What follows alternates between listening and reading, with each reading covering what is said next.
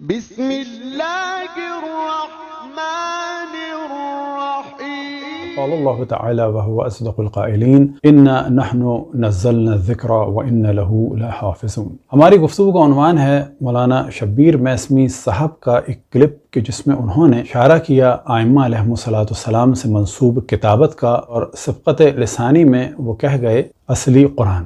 اب بلا شک اگر کتابت ائمہ علیہم السلام کی ہو کہ جن کے بارے میں رسول اللہ صلی اللہ علیہ وسلم نے ارشاد فرمایا انی تارک فیکم الثقلین کتاب اللہ وعطرۃ اہل بیتی ان تمسکتم بہما لن تضلوا ابدا حتی یرد علی الحوض، کہ میں تمہارے درمیان دو گراں قدر چیزیں چھوڑ کے جا رہا ہوں، ایک کتاب خدا، دوسرے میرے اہل بیت، جب تک تم ان دونوں سے وابستہ رہو گے کبھی بھی گمراہ نہ ہوگے، یہاں تک کہ یہ دونوں میرے پاس حوض کوثر پر پہنچ جائیں گے۔ بلا شک رسول اللہ صلی اللہ علیہ وسلم کے بعد اصل اور اساس قرآن اور اہل بیت علیہم السلام ہے، لہٰذا ان کی کتابت کو، ان سے منسوب قرات کو اگر کہا جائے اصلی کتابت قرآن اور اصلی قرات قرآن، تو کسی قسم کا مبالغہ نہیں، لیکن ان کی گفتگو کو مس یوز کیا جا رہا ہے۔ برادران اہل سنت سب ہمارے بھائی ہیں، لیکن ان کے علماء جو صدیوں سے ہمیں مختلف جھوٹے دعووں کے ذریعے سے قتل کرتے آئے، ان میں سے ایک ان کا سلسلہ تھا کہ شیعوں کا قرآن بکری کھا گئی۔ تو پہلے ہم اس جانب توجہ دلائیں کہ جو لوگ اس وقت شور مچا رہے ہیں ان کو ہم جواب دیں، اور یہ جواب دینا ہمارا عقلاً اور شرعاً حق ہے۔ تو صدیوں میں ہمیں لاکھوں کی تعداد میں قتل کیا گیا کہ شیعوں کا قرآن بکری کھا گئی، جبکہ یہ روایت ہمارے یہاں نہیں ہے۔ در حقیقت حضرت عائشہ نے ایک فتویٰ دیا تھا، اور اس فتوے کی بھی ضرورت نہیں تھی، اور بغیر کسی ضرورت کے دیا تھا، یعنی کوئی مجبوری نہیں تھی۔ وہ تھا رضاء الکبیر، یعنی بڑی عمر کے افراد کو دودھ پلانا۔ اس عالم اسلام میں آج تک ایک دھماکے کی سی کیفیت ہے، اور امہات المومنین بھی بہت ان پر ناراض ہوئیں، اور جب ان سے سوال کیا گیا کہ یہ کہاں ہے تو انہوں نے فرمایا کہ یہ قرآن میں تھا۔ آپ کے سامنے ہے سنن ابو داؤد جلد نمبر 2 اور صفحہ نمبر ہے 579، اس نمبر ہے 2061۔ آپ کا عنوان ہے رضاعت کبیر سے حرمت کے قائلین کا استدلال، یعنی بڑی عمر کے افراد کو دودھ پلا کے محرم بنانے والوں کا استدلال کیا ہے۔ حضرت عائشہ اس واقعے کی بنا پر اپنی بھانجیوں اور بھتیجیوں سے کہا کرتی تھیں کہ فلان کو 5 رضعے یعنی 5 بار دودھ پلا دو، جس کے بارے میں حضرت عائشہ کی خواہش ہوتی کہ وہ ان کو دیکھ سکے، ان کے سامنے آ سکے، خواہ وہ بڑی عمر کا بھی ہوتا۔ چنانچہ وہ اس کے بعد ان کے سامنے آ جایا کرتا تھا، اور یہ اس سے پردہ نہ کرتی تھیں، مگر ام سلمہ رضوان اللہ تعالی علیہ اور دیگر امہات المؤمنین نے اس کو قبول نہیں کیا کہ ایسی رضاعت کی بنا پر کوئی شخص ان کے سامنے آئے اور وہ اس سے پردہ نہ کریں، الا یہ کہ اس نے پالنے میں 2 سال کی عمر کے دوران میں دودھ پیا ہو۔ جو انہوں نے فتویٰ دیا اس کی کوئی خاص ضرورت نہیں تھی، صرف ایک وجہ تھی جو اس میں بیان ہوئی، جس کے بارے میں حضرت عائشہ کی خواہش ہوتی کہ وہ ان کو دیکھ سکے اور ان کے سامنے آ سکے، یعنی وہ جس کے لیے چاہتی تھیں کہ وہ میرے سامنے بھی آ جائے اور مجھے دیکھ لے۔ خاتون تو دیکھ ہی سکتی ہیں مرد کو پردے سے، وہ مجھے دیکھ لے، یہ تو تھی وجہ، اور بلا شک یہ کوئی معقول وجہ نہیں۔ لیکن جب ان پر سوالوں کی بوچھار ہوئی، خصوصاً امہات المومنین اور الخصوص حضرت ام سلمہ سلام اللہ علیہ کی جانب سے، تو انہوں نے پھر اس اپنے فتوے کو جسٹیفائی کرنے کے لیے داستان بنائی، اور وہ تھی سنن ماجہ کی جلد نمبر 2 اور صفحہ نمبر 51، باب ہے 36، باب رضاء الکبیر، اور حدیث نمبر ہے 1944۔ حضرت عائشہ رضی اللہ عنہا فرماتی ہیں کہ رجم کی آیت اور بڑی عمر کے آدمی کو 10 بار دودھ پلانے کی آیت نازل ہوئی اور میرے تخت تلے تھی، یعنی میرے بستر کے نیچے۔ جب اللہ کے رسول صلی اللہ علیہ وسلم کا وصال ہوا اور ہم آپ کی وفات کی وجہ سے مشغول ہوئے، تو ایک بکری اندر آئی اور وہ کاغذ کھا گئی۔ کون سا کاغذ کھا گئی؟ جس پہ آیے رجم تھی اور جس پہ آیے رضا تھی، بقول معاذ اللہ حضرت عائشہ کے۔ اب یہاں سے پتہ چلا کہ یہ آیت منسوخ نہیں ہوئی، کیونکہ قرآن کو منسوخ بکری نہیں کرتی، بلکہ اللہ سبحانہ و تعالیٰ فرماتا ہے، اور یہ فرماتی ہیں کہ ابھی حکم تو چل رہا ہے لیکن جی قرآن میں سے آیت غائب ہو گئی، وہ بھی بکری کھا گئی۔ اب اس آیت کا کسی بھی صحابی کو اور کسی بھی امہات المومنین میں سے کسی کو علم نہیں تھا، تو یہ انہوں نے اللہ کی جانب ایک نسبت دی۔ اب یہ دیکھیں کہ تہمت لگائی شیعوں پر کہ شیعوں کا قرآن بکری کھا گئی، جبکہ ایسا نہیں ہے کہ یہ داستان حضرت عائشہ نے بنائی، لیکن اہل سنت علماء نے، عوام ہمارے بھائی ہیں، ان کے علماء نے وہ پالیسی اختیار کی کہ جس کے بارے میں کہا جائے کہ چور نے اتنا شور مچایا کہ اپنی جانب سے توجہ کو ہٹا دیا، یعنی یہ داستان خود ان کے ہاں تھی، حضرت عائشہ سے منسوب تھی، لیکن یہ انہوں نے شیعوں پہ ڈال کے ان صدیوں میں ہزاروں لاکھوں شیعوں کو قتل کر دیا۔ پتہ چلا کہ اہل سنت خود تحریف کے قائل ہیں، یعنی قرآن میں سے کچھ چیز بکری کھا گئی اور اس کی وجہ سے آج تک ہمارے سامنے نہیں ہے معاذ اللہ۔ الاتقان فی علوم القرآن، باب نمبر بہت واضح ہے، 19ویں نو، اور صفحہ نمبر ہے 174۔ ہم نے ہائی لائٹ کیا ہے، پہلے مالک کی رائے ہے سورہ برات کے بارے میں، کیونکہ اس سے پہلے ڈسکشن ہوا کہ مولا امیر المؤمنین نے فرمایا کہ قرآن مجید میں سورہ برات میں بسم اللہ اس لیے نہیں ہے کیونکہ اس میں برات کا ذکر ہے اور جنگ کا ذکر ہے۔ لیکن مالک کی رائے کیا ہے؟ مالک سے مروی ہے کہ جس وقت اس سورہ کا آغاز ساقط ہو گیا تو بسم اللہ بھی اسی کے ساتھ نکل گئی، کیونکہ یہ امر ثابت شدہ ہے سورہ برات طوالت میں سورہ بقرہ کی ہم پلہ تھی۔ یہ کہہ رہے ہیں کہ بسم اللہ اس وجہ سے نہیں ہے کہ سورہ برات کا ایک پہلا حصہ پورا کا پورا ساقط ہو گیا، اور کہتے ہیں یہ امر ثابت شدہ ہے کہ سورہ برات جو ہے وہ سورہ بقرہ جتنی تھی، یعنی ایک بڑا حصہ سورہ برات کا معاذ اللہ زائل ہو گیا۔ اب گرین سے موضوع ہے، ابن مسعود نے چونکہ اپنے مصحف میں معوذتین کو نہیں لکھا ہے، معوذتین یعنی سورہ فلق اور سورہ ناس کو نہیں لکھا ہے، اس لیے اس میں محض 112 سورتیں ہیں۔ تو یہاں پتہ چلا کہ جس وقت کتاب لکھی گئی تو ان کے سامنے بھی،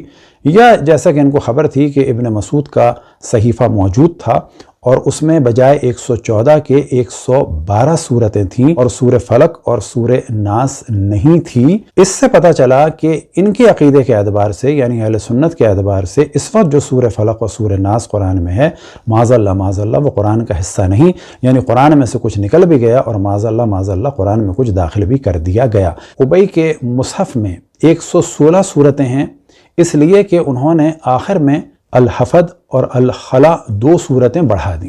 ابئی کے مصحف میں 114 کے بجائے 2 زیادہ تھیں، اور ابن مسعود میں 114 کے بجائے 2 کم تھیں۔ کعب نے اپنے مصحف میں فاتحۃ الکتاب معوذتین لکھی، لیکن کیسے پڑھتے تھے؟ اللہم انا نستعینک اور اللہم ایاک نعبد، اور ابن مسعود نے ان کو چھوڑ دیا، یعنی ان 2 سوروں کو چھوڑ دیا۔ عثمان نے انہی سورتوں میں فاتحۃ الکتاب اور معوذتین کو اپنے مصحف میں لکھا، یعنی یہاں سے پتہ چلا کہ حضرت عثمان نے ان 3 سوروں کو بڑھا دیا معاذ اللہ، اور انہوں نے نہیں لکھا تھا۔ یہی والا موضوع الاتقان فی علوم قرآن کے عربی متن میں آپ کے سامنے ہے، اور صفحہ نمبر ہے 184۔ اب آپ کے سامنے ہم پیش کرتے ہیں مولانا شبیر میثمی صاحب سے جو ہماری گفتگو ہوئی۔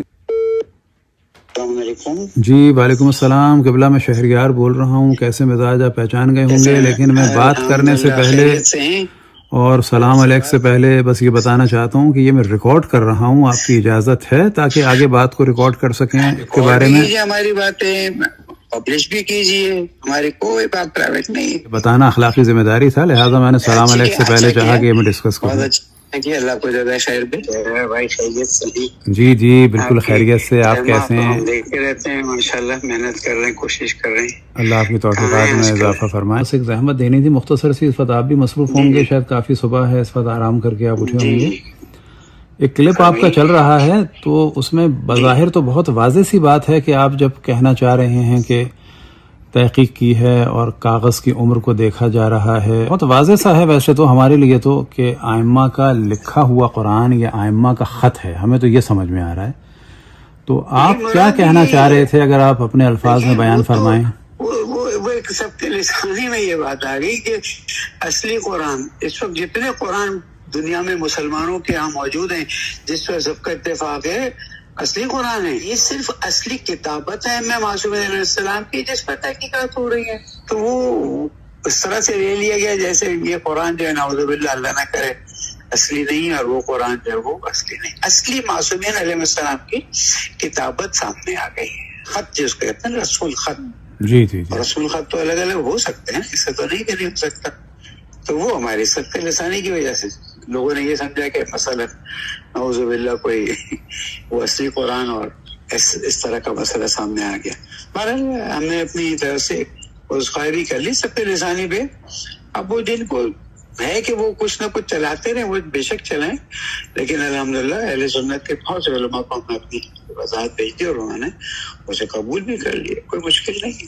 دعا کرتے ہیں اللہ ہمیں تحقیقات میں بہتر انداز میں آگے بڑھنے کی توفیق عطا فرمائے. جی ہم بھی دعا کرتے ہیں کہ معصومین سے منسوب جو نسخے ہیں انشاءاللہ ان کی ہم زیارت کریں کہ بلا شک وہی قرآن ہے, لیکن ان کی متبرک کتابت اور ان کی متبرک خط ہو تو وہ ہم لوگوں کے لیے اور نورانیت کا سبب ہوگا. کہ الحمدللہ قرآن مجید کا کوئی دوسرا ایڈیشن نہیں ہے دنیا میں.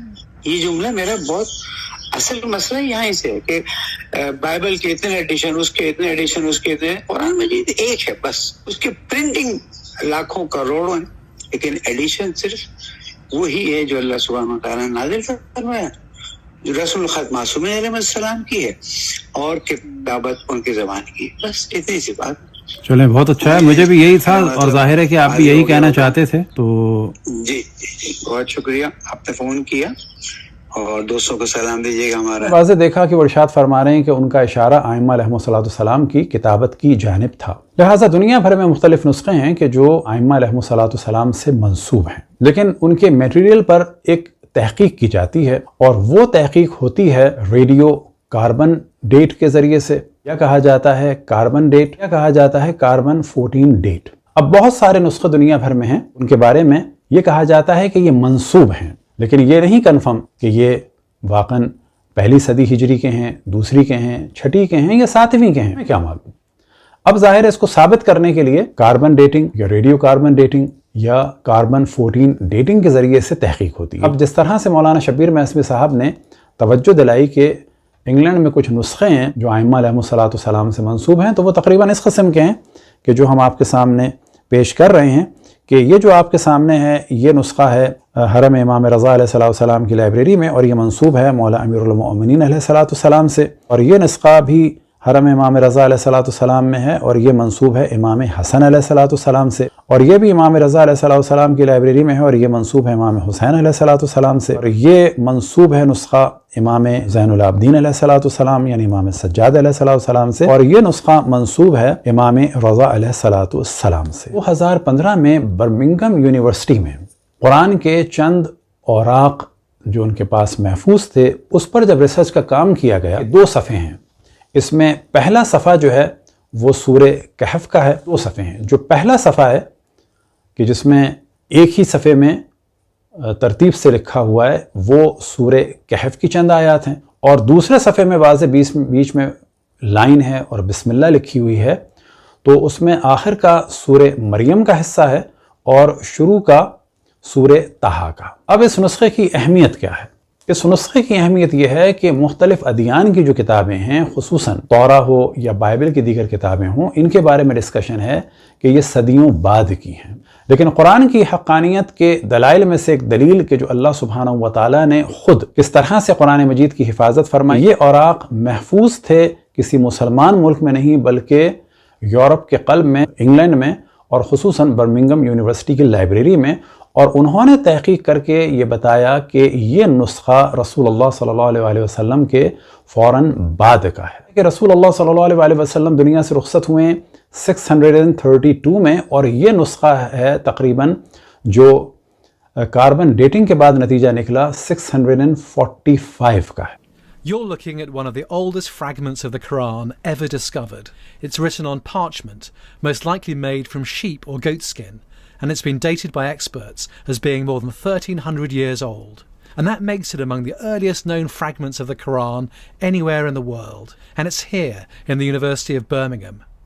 This remarkable document had been resting on the shelves of the university library for decades without anybody realizing just how old it was, until a researcher decided to take a closer look. The pages were radiocarbon dated to no later than the year 645, which means the university has found one of the very earliest known examples. The manuscript had been stored here. وہ محققین جو اس نسخے پر کام کر رہے ہیں تو وہ کہتے ہیں کہ یہ اس وقت سب سے پرانا نسخہ ہے اب تک جو پائے گئے ہیں, کیونکہ ریڈیو کاربن ڈیٹنگ کے ذریعے سے نتیجہ نکلا ہے کہ 645 کا ہے، جبکہ رسول اللہ صلی اللہ علیہ وسلم دنیا سے رخصت ہوئے ہیں 632 میں، یعنی 13 سال آپ کے بعد کا نسخہ ہے یا تقریباً اسی زمانے کا۔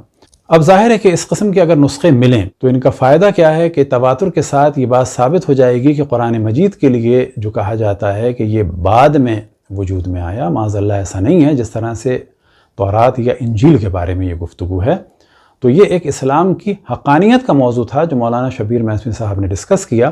البتہ یہ نسخہ الگ ہے، ان کے استاد مولانا حسین مرسا صاحب جن نسخوں پہ کام کر رہے ہیں وہ نسخے شاید الگ ہیں کہ جو بعد میں واضح ہوں گے۔ واضح رہے کہ قرأت کا اختلاف ہو سکتا ہے، خط کا اختلاف ہو سکتا ہے، اور وہ تحریف نہیں مانا جاتا۔ تو ہم توجہ دلائیں کہ جتنی بھی آرگینک چیزیں ہیں ان میں کاربن سب سے زیادہ ہوتا ہے، اور اس تحقیق کے ذریعے سے تقریباً 50,000 سال ماضی تک کا اندازہ لگایا جا سکتا ہے کہ یہ چیز کس زمانے میں زندہ تھی۔ اب ہوتا یہ ہے کہ آرگینک چیزوں میں سب سے زیادہ مقدار میں کاربن ہوتا ہے، اور جب یہ چیز مر جاتی ہے تو کاربن تقریباً کم ہونا شروع کرتا ہے، اور اس سے اندازہ لگاتے ہیں کہ ایک زمانے میں اس میں کاربن بہت زیادہ تھا 100%، اور بعد میں جو یہ کاربن کم ہونا شروع ہوا۔ البتہ کاربن 12 ہے، 13 ہے، یہ ہم بات کر رہے ہیں کاربن 14 کی۔ کاربن 14 جو ہے یہ اپنی شکل بدلنا شروع کرتا ہے، نائٹروجن میں بدلنا شروع کرتا ہے۔ جتنا جتنا کم ہوتا چلا جاتا ہے تو پھر اندازہ لگایا جاتا ہے کہ اتنے % اگر کم ہو جائے تو اس کے معنی یہ ہیں کہ یہ کس زمانے کا ہے۔